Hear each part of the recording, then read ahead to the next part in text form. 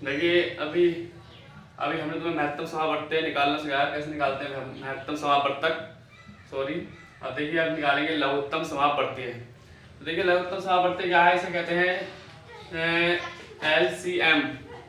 English में LCM कहते हैं कि LCM ले लो, इसकी फुल फॉर्म होती है लीस्ट कॉमन मल्टीपल, और इसे हम लेसर भी कहते हैं। और देखिए इसे लघुत्तम समावर्त्य और इसे हम लेसर पै भी लिख देते हैं। कभी आप कंफ्यूज ना, एक ही बात है, लेसर लिख दो या लेसर पै लिख दो। निकालते कैसे हैं, देखिए बिल्कुल ऐसे ही निकालते हैं जैसे कि वैसे निकालते हैं, महत्तम समावर्त निकालते हैं।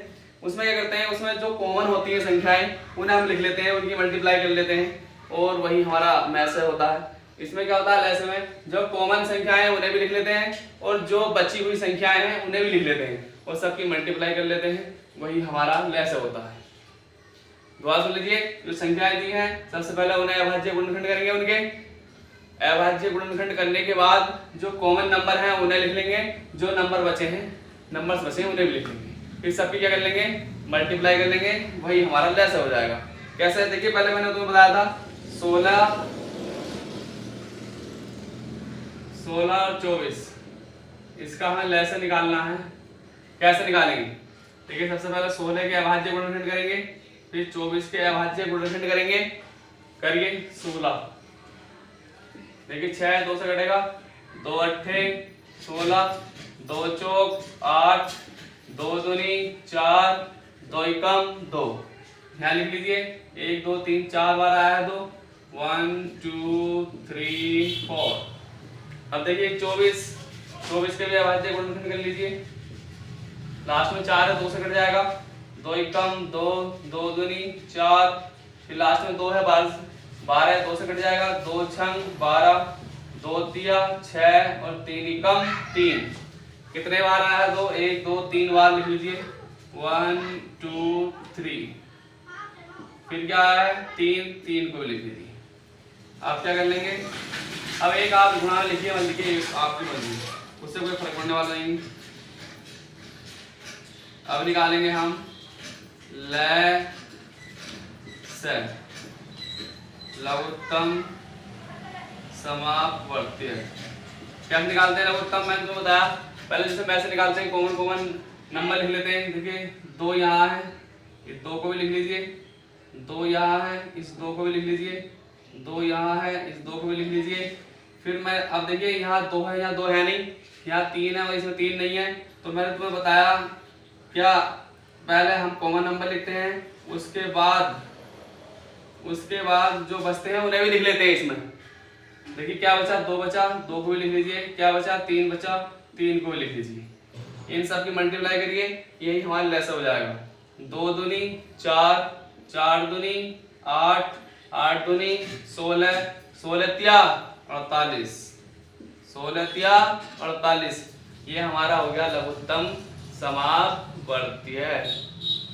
जब हम भिन्नों का जोड़ना और घटाना सीखते हैं तो उसमें एलसीएम लेते हैं नहीं, तो इस तरह से हम एलसीएम लेंगे, जो संख्याएं नीचे दी होती हैं उनका इस तरह से हम लेसर निकालेंगे और वही संख्या नीचे आएगी जब हम एलसीएम लेते हैं। देखिए एक सवाल और देख लीजिए, समझ में आ गया होगा, जो मैंने पहले भी बताया था।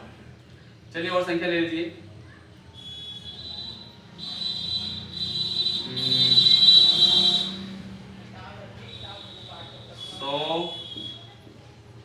125 और 625। पेड़ों का हमें लेसर निकालना है, तो सबसे पहले हम इनके क्या करेंगे, छोटे छोटे टुकड़े करेंगे, अभाज्य गुणनखंड। सबसे पहले 100 के करेंगे, उसके बाद फिर 125 के करेंगे, फिर उसके बाद 625 के करेंगे। पहले 100 के करिए, देखिए 0 है, 2 से कट जाएगा, काटिए, 2 पंजे 10, कितना बचा ये 0, इस 0 को ऐसे लिख लीजिए। फिर देखिए लास्ट में 0 है, तो फिर देखिए 2 से कट जाएगा, फिर 2 से काटिए, 2 दूनी, देखिए 5 से पहाड़ा पढ़ेंगे, 5 से पहाड़ा पढ़िए,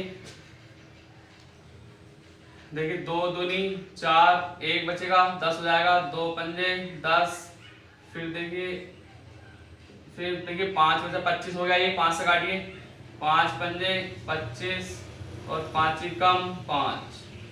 काटना सबको आता है। अब देखिए इधर लिख लीजिए, इधर कौन कौन सी संख्याएं हैं। देखिए 2, फिर कितना है 2, फिर कितना है 5, फिर कितना है 5। अब देखिए 125 से करिए इसी तरह से 125 से करेंगे। देखिए 5 से काटिए, लास्ट में 5 है, एक बाहर निकला जाएगा, 12 में पढ़िए। 5 दूनी 10, कितना बचा 2 12, 2 बचा यहाँ रखेंगे 25 हो जाएगा। 5 पंजे 25, दोबारा देख लीजिए 5 पढ़ेंगे 12 में पढ़ेंगे तो 5 दूनी 10, 12 में से 10 गए 2 बचेगा, 2 यहाँ रखेंगे तो 25 हो जाएगा। 5 पंजे 25, फिर देखिए इसे पढ़िए 5 पंजे 25 और 5 एकम 5। देखिए कितना आया 5 गुणा 5 गुणा 5। अब देखिए 625 से करिए 625, 5 से काटिए।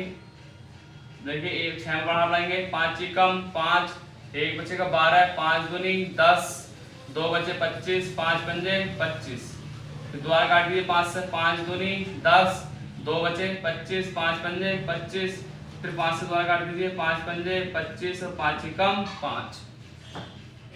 तो देखिए 5 गुणा 5 गुणा 5 गुणा 5, इसका निकालना हमें लैस है। क्या निकालना है? लैस, लघुत्तम समापवर्तीय। मैंने बताया सबसे पहले हम कॉमन देखते हैं, कॉमन नंबर कौन से हैं।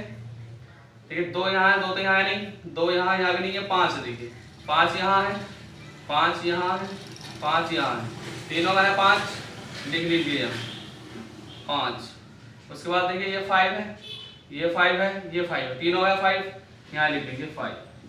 फिर देखिए और कौन सी संख्या ऐसी है जो तीनों में कॉमन हो। तीनों में और कोई संख्या नहीं है। देखिए 5 यहाँ बचे हैं और 5 यहाँ नहीं है, 2 यहाँ है, 2 यहाँ नहीं है, तो और कोई संख्या ऐसी नहीं है जो तीनों में हो। फिर हम ये देखते हैं कि दो में कौन कौन सी चीज कॉमन है। देखिए इसमें देखिए 5 कॉमन है, 5 यहाँ भी है, 5 यहाँ भी है, इसे भी लिख लीजिए। जो फिर दो में देखते हैं। अब देखिए 5 यहाँ है मगर 5 यहाँ नहीं है, 5 यहाँ है, 5 यहाँ भी नहीं बचा। अब देखिए 2 है यहाँ, 2 यहाँ भी नहीं है, यहाँ भी नहीं है, तो इसका मतलब जो संख्या है अब कोई कॉमन संख्या नहीं रही है 2 में भी। तो अब हम क्या करेंगे, जो संख्याएं बची हुई है उन्हें भी लिख लेंगे।